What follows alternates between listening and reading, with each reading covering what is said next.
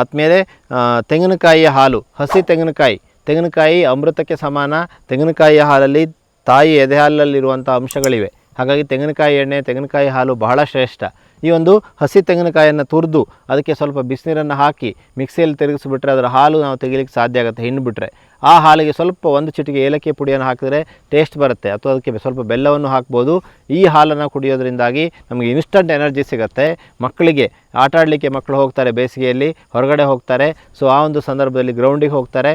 ಆ ಒಂದು ಸಂದರ್ಭದಲ್ಲಿ ಅವರಿಗೆ ಶಕ್ತಿ ಬರಲಿಕ್ಕೆ ಒಂದು ಅತ್ಯಂತ ಸುಲಭವಾದ ವಿಧಾನ ಅಂದರೆ ಅದು ತೆಂಗಿನಕಾಯಿಯ ಹಾಲು. ಹಸಿ ತೆಂಗಿನಕಾಯಿಯ ತುರಿಯನ್ನು ತೆಗೆದು ಅದರಿಂದ ಹಾಲು ತೆಗೆದು ಆ ಹಾಲಿಗೆ ಸ್ವಲ್ಪ ಬೆಲ್ಲವನ್ನು ಅಥವಾ ಖರ್ಜೂರವನ್ನು ಸೇರಿಸಿ ಮಿಕ್ಸಿಯಲ್ಲಿ ತಿರುಗಿಸಿ ಒಂದು ಶೇಕ್ ಥರ ಮಾಡಿ ಕುಡಿಲಿಕ್ಕೆ ಕೊಡಿ. ಇದು ಆರೋಗ್ಯವನ್ನು ವರ್ಧನೆ ಮಾಡುತ್ತೆ. ಈ ಬೇಸಿಗೆಗೆ ಸೂಟ್ ಆಗುತ್ತೆ. ನಮ್ಮ ಆರೋಗ್ಯವನ್ನು ಒರೆಸಿಕೊಳ್ಳೋಣ. ಮರಳ ಪ್ರಕೃತಿದತ್ತವಾದ ವಿಧಾನವನ್ನು ಅನುಸರಿಸೋಣ. ಮರಳಿ ಪ್ರಕೃತಿಗೆ ಅನ್ನುವಂತಹ ವಾಕ್ಯವನ್ನು ನೆನಪಿಸಿಕೊಳ್ಳೋಣ. ಧನ್ಯವಾದ.